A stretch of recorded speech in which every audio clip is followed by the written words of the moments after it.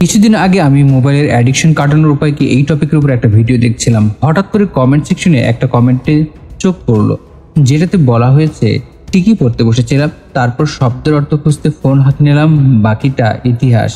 কমেন্টটা পড়ার পর মনে হলো এই সমস্যাটা একটা সিংহভাগ স্টুডেন্ট সবারই। যখনই তারা পড়তে বসে তখনই স্মার্টফোন তাদেরকে নিয়ে চলে যায় ডোপামিন নিঃসরণের সাময়িক কাল্পনিক জগতে। এটা তো গেল স্টুডেন্টদের ব্যাপার।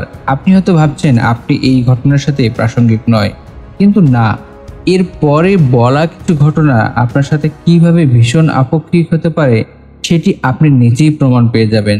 চলুন দেখি এর পরের ঘটনাটা কি। মাত্র 3 বছরের একটা বাচ্চা, নাম আদর। আদরের বাবা মা আদরকে প্রচন্ড আদর করে বড় করেছেন, তাই আদরের বয়স যখন 2 বছর তখন থেকে খাবার খেতে না চাইলেই আদরের হাতে দিয়ে দিত আদরের আম্মুর স্মার্টফোনটি। এরপর বাচ্চাদের মজার মজার কার্টুন দেখা শুরু হয়েছিল আদরের। আর এখন আদর যতক্ষণ সজাগ থাকে তার 90% সময় তার হাতে ট্যাব বা মোবাইল না থাকলে সে শুরু করে সিন ক্রিয়েট। চিৎকার, চেঁচামেচি, কান্না, রাগ, হাত পা ছোড়াছুড়ি, যেন এক বিভৎস বিদঘুটে পরিবেশ। উপায়ন্তর না দেখে আদরের বাবা মা যত দ্রুত পারেন আদরের হাতে ট্যাব অথবা স্মার্টফোন তুলে দেন এবং তাকে শান্ত করার চেষ্টা করেন। কিন্তু আদরকে শান্ত করার এই ম্যাজিক দিন দিন যেন ভয়ঙ্করভাবে কন্ট্রোলের বাইরে চলে যাচ্ছিল। আর সে কারণে একটা প্রচন্ড মানসিক অশান্তির সাগরে হাবুডুবু খাচ্ছে আদরের বাবা মা। এখানে দোষ দিবেন কাকে? আদরকে, নাকি আদরের বাবা মাকে, নাকি আদরের হাতে থাকা ওই স্মার্টফোনটাকে? কিন্তু এর পরের ঘটনা হয়তো আপনাকে আরো মারাত্মক দুশ্চিন্তায় ফেলবে। একজন মা একটা কোচিং সেন্টারের বড় ছেলেকে নিয়ে পড়তে নিয়ে এসেছেন, সাথে তার ছোট ছেলেও আছে। বড় ছেলেকে ক্লাসরুমে ঢুকিয়ে দিয়ে তিনি তার ছোট ছেলেটাকে মোবাইলে গেম খেলতে দিলেন, আর তিনি নিজেও আরেকটি মোবাইলে ফেসবুক বা টিকটকে ঢুকে পড়লেন। আর তারপর দেখতে লাগলেন রিলস, একের পর একটা ভিডিও, একের পর একটা শর্টস, একের পর একটা রিলস। সন্ধ্যার পর বাসায় ফিরে বড় ছেলেটা বসে পড়লো আরেকটা মোবাইল নিয়ে, শুরু হলো গেমিং। কিছুক্ষণ পর অফিস থেকে ফিরলেন বাবা, ফ্রেশ হয়ে নাস্তা খেতে খেতে বাবার হাতে উঠলো মোবাইল, শুরু হলো স্ক্রলিং। কিন্তু না, এখানে শেষ নয়। বাবার পাশাপাশি মাও ততক্ষণে ব্যস্ত আবার কোন একটা রান্নার ভিডিও বা অন্য কোনো ভিডিও দেখা নিয়ে। কিন্তু এখানে শেষ নয়, বাবা কিন্তু অফিস থেকে ফেরার পথে পুরো সময়টাতেই মোবাইলে স্ক্রলিং করতে করতেই বাসায় পৌঁছেছেন। আর মা তো আবারও তার হাতে মোবাইল নিয়ে এখন অন্য কোনো একটা ভিডিও দেখছেন, যেখানে তার সৌন্দর্য চর্চা অথবা রান্নার ভিডিও দেখাতেই তিনি ব্যস্ত আছেন। আপনাদের মনে আছে কিনা, কিছুদিন আগে কলকাতা বাংলার হাবজি গাবজি সেই ভয়ঙ্কর মুভিটার ক্লিপগুলো, যেটা আমরা প্রায় সবাই দেখেছি, যেখানে দেখানো হয়েছে একটা বাচ্চাকে মোবাইলে অ্যাডিকশন কতটা ভয়ঙ্কর জায়গায় নিয়ে যেতে পারে। এতগুলো একদিকের কথা, এর থেকে ভয়ঙ্কর ব্যাপার হলো কন্টেন্ট ক্রিয়েটর ম্যানিয়া। মানে যারা টাকা উপার্জনের জন্য কন্টেন্ট বানাতে যাচ্ছে, আর তার জন্য তারা বেশিরভাগই হয়ে গেছে উন্মাদের মতো।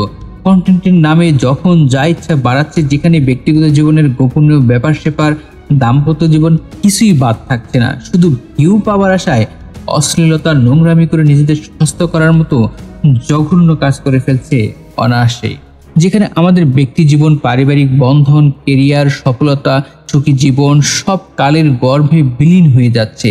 একটা দরকারি কাজে ফোন হাতে নেওয়ার পর আমরা যেন হিপনোটাইজে আক্রান্ত হয়ে পড়ি। প্রায় সময় দেখা যায় যে ঘন্টা দুয়েক পর আমাদের মনে পড়ে যে আরে, আমি তো একটা শব্দের অর্থ দেখার জন্য ফোন হাতে নিয়েছিলাম।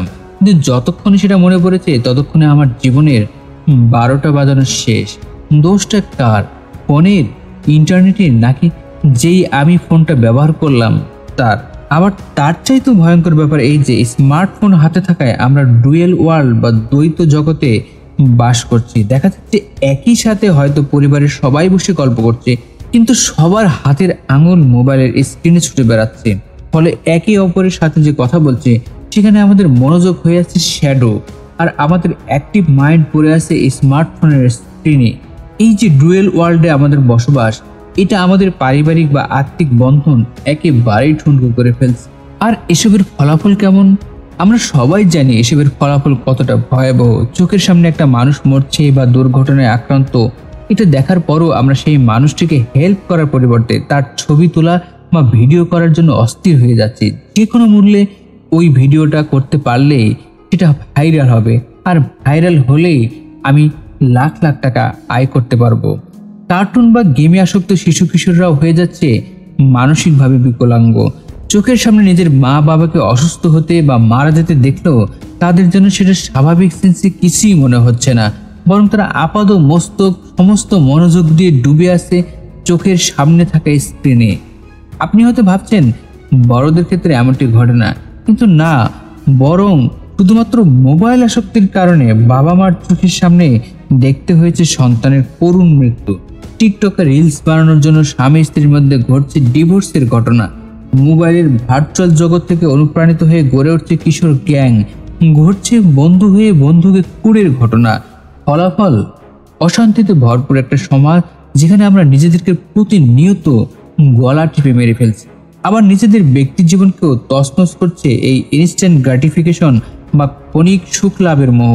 অতিরিক্ত ডোপামিন নিঃসরণ করার কারণে স্লিপিং ডিসঅর্ডার, মেলাটোনিন ডিসঅর্ডার ইত্যাদির কারণে স্মৃতিশক্তি লোপ পাওয়া, অতিরিক্ত মোটা হয়ে যাওয়া, মেজাজ খিটখিটে হয়ে যাওয়া, চোখের দৃষ্টিশক্তি কমে যাওয়া, মাথা ব্যথা, অতিরিক্ত ইন্ট্রোভার্ট হয়ে যাওয়া, সৃজনশীল শক্তির হ্রাস পাওয়া, সময় জ্ঞান লোপ পাওয়া, অপরাধ বোধ, ডিপ্রেশন বেড়ে যাওয়া, আত্মসম্মানবোধ কমে যাওয়া, আত্মনিয়ন্ত্রণ কমে যাওয়া, বাচ্চাদের স্কুল পারফরমেন্স খারাপ হওয়া, প্রফেশনালদের কাজের দক্ষতা কমে যাওয়া সহ আরো বহুমাত্রিক নানা নেতিবাচক প্রভাব পড়ছে আমাদের ব্যক্তি মানুষদের উপরেও। পৃথিবীর অনেক উন্নত দেশও স্মার্টফোন অ্যাডিকশন সমস্যাটা ফেস করছে, কিন্তু সেখানে রাষ্ট্রীয় আইন আছে যার মাধ্যমে সবার ক্ষেত্রে একটা কঠোর নিয়ন্ত্রণ আরোপ করে তার ক্ষতির মাত্রা কমিয়ে আনা হয়েছে। এক্ষেত্রে চীন আমাদের জন্য সবচেয়ে বড় উদাহরণ। পৃথিবীতে চীনের মানুষরা সবচেয়ে বেশি স্মার্টফোন ব্যবহার করে, আবার প্রোডাক্টিভ ও গ্রোয়িং ইকোনমির ক্ষেত্রেও চীনই সবচেয়ে বেশি এগিয়ে। তাহলে আমরা শুধুমাত্র স্মার্টফোন বা টেকনোলজিকেই দোষ দিই বা কিভাবে? অনেকেই বলেন ছুরি দিয়ে সবজি যেভাবে কাটা যায় সেভাবে মানুষও খুন করা যায়। সেটি ছুরি কার হাতে থাকবে আর সে কিভাবে ব্যবহার করবে তার উপর নির্ভর করে। সমস্যাকে সমস্যা হিসেবে না দেখে সমস্যার কার্যকর সমাধান বের করাটাই বুদ্ধিমানের কাজ। চলুন দেখি আমরা এই মারাত্মক অ্যাডিকশনের কোনো সমাধান বের করতে পারি কিনা। প্রথম কথা, সকল কিছুর মূলে যেহেতু আমাদের মন, তাই সর্বপ্রথম আমাদের মনকে কন্ট্রোলের কথাই ভাবতে হবে। সমস্যার গোড়া বা শিকড় উপরে না ফেললে সমস্যা যেমন বারবার মাথা চাড়া দিবে, তেমনি আমাদের চেষ্টাটাও বারবার বিফলে যাবে। আর সকল সমস্যা সমাধানের মূল জায়গা হলো আমাদের মন, তাই সর্বপ্রথম মন কন্ট্রোলের ব্যবস্থা করতে হবে। সেক্ষেত্রে ধর্মীয় প্রার্থনার প্রতি মনোযোগী হওয়া বা মেডিটেশন করা সবচেয়ে বেশি কার্যকরী, কারণ মানুষ একমাত্র স্বতঃস্ফূর্তভাবে তার নিজের মন থেকে যেটা করে সেটি হচ্ছে তার ধর্মীয় রীতিনীতি বা আচার অনুষ্ঠান পরিপালন করা বা ধর্মীয় উপদেশ মেনে চলা। এই কাজটি মানুষ সম্পূর্ণ নিজের মনের ইচ্ছা থেকেই শুধুমাত্র করে থাকে। ধর্মই শুধুমাত্র মানুষকে একেবারে কোনো রকমের কোনো চাপ প্রয়োগ ছাড়াই সঠিক পথে চলতে সাহায্য করে। প্রত্যেকবার তাই প্রার্থনা করার সময় তা মনের গভীর থেকে ফিল করতে হবে।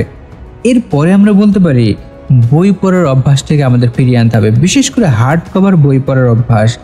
একবার তার বই পড়ার নেশা তৈরি হবে, তার পক্ষে অটোমেটিক্যালি স্মার্টফোন আসক্তি থেকে বের হয়ে আসা সম্ভব হবে। এর পাশাপাশি আমরা বলতে পারি একজন মানুষের জীবনের যে বড় বড় গোল থাকে বা লক্ষ্য থাকে, সেগুলো আপনি যদি স্টুডেন্ট হয়ে থাকেন তাহলে আপনার স্টাডি টেবিল বা আপনার বেডের সামনে বড় কোনো বোর্ডে এটা বড় করে লিখে রাখুন। তাতে যখনই আপনার চোখ করবে তখনই আপনার স্মার্টফোন দূরে ফেলে দিতে ইচ্ছা করবে, কারণ আপনার সামনে যে গোলগুলো রয়েছে সেগুলোর জন্য আপনাকে যথেষ্ট পরিশ্রম করতে হবে। এরপরে মোবাইলের ওয়ালপেপারেও আপনার লাইফের গোলগুলো আপনি লিখে রাখতে পারেন বা ব্যবহার করতে পারেন। তাতে যতবারই আপনি মোবাইল লগ ইন করবেন, আপনার মোবাইল স্ক্রিন লগ ইন হবে, ততবারই আপনার সামনে আপনার জীবনের আপনার লাইফের গোলগুলো একদম স্পষ্ট হয়ে ধরা দেবে। সেক্ষেত্রে আপনি মোবাইলে অযথা সময় ব্যয় করাটাকে তখন সচেতনভাবে ধরে ফেলতে পারবেন। পড়তে বসার সময় মোবাইল টেবিলে না রেখে আপনার ঠিক উল্টো দিকে ফোনটা রেখে দিন। তাতেও চোখের আড়ালে থাকার কারণে আপনার হাতে মোবাইল কম আসবে, আর তার ফলে আপনার মোবাইলে অযথা সময় ব্যবহারের পরিমাণও কমে যাবে। পড়তে বসার আগে বা কোনো গুরুত্বপূর্ণ কাজ শুরু করার আগেই অবশ্যই প্রতি 20 থেকে 30 মিনিট পরপর রিমাইন্ডার সেট করে রাখতে পারেন। সেখানেও লেখা থাকবে do not use smartphone while working আর ওয়াইল স্টাডিং। তবে মাথার মধ্যে সবসময় একটা জিনিস রিমাইন্ড করাতে হবে যে যে জিনিস সাময়িক তৃপ্তি দেয় বা সাময়িক আনন্দ দেয় সেই জিনিস দীর্ঘমেয়াদে জীবনকে অনেক বেশি কষ্ট দেয়। আর এরপরে আমরা যেটা করতে পারি সেটা হচ্ছে বেশিরভাগ সময় পরিবারের প্রিয়জনদের সাথে কোয়ালিটি টাইম স্পেন্ড করতে পারি। যে সময়টা টাইম ব্লক করে স্মার্টফোন থেকে দূরে থাকার চেষ্টা করবেন। বন্ধু বান্ধব, অফিস, ক্লাসরুম সব জায়গায় অপরের সাথে কমিউনিকেট করার সময় মোবাইলটা হাতে না রেখে আপনার পকেটে রেখে দিন। একবার কোয়ালিটি টাইম স্পেন্ডিং এর পজিটিভ ইফেক্টসগুলো অনুভব করতে পারলে আর স্মার্টফোন আপনার ভালো লাগবে না। আর হ্যাঁ, বাসায় থাকা অবস্থায় নির্জন রুমে একাকিত্বে কম থাকবেন, তাহলে দেখবেন স্মার্টফোন হাতে কম উঠবে এবং সর্বোপরি স্মার্টফোনে আপনার সময় অপচয়ের পরিমাণও অনেক অনেক হ্রাস পাবে। সর্বোপরি এটা হুট করে একদিনে দূর হবে না, এর জন্য ধৈর্য ধরতে হবে। ট্রেন ইউর মাইন্ড, মনকে বশীভূত করার চর্চা ক্রমাগত বাড়াতে হবে। প্রার্থনায় ডুব দিতে হবে, গভীর ডুব। নিজের ভিতর থেকে সে প্রার্থনা ফিল করতে হবে। কি করছি, কেন করছি জানতে হবে। দেখবেন শুধুমাত্র স্মার্টফোন আসক্তি নয়, আপনার সকল ধরনের নেগেটিভ আসক্তি অদৃশ্য হয়ে গেছে। সবাই ভালো থাকবেন, সুস্থ থাকবেন ও নিরাপদে থাকবেন। ভিডিওটি ভালো লাগলে অবশ্যই আমার চ্যানেলটি সাবস্ক্রাইব করবেন। আগামীতে ইনশাল্লাহ আবারও ভালো কোনো টপিক নিয়ে আপনাদের সামনে হাজির হব। আজকের মতো আল্লাহ হাফেজ।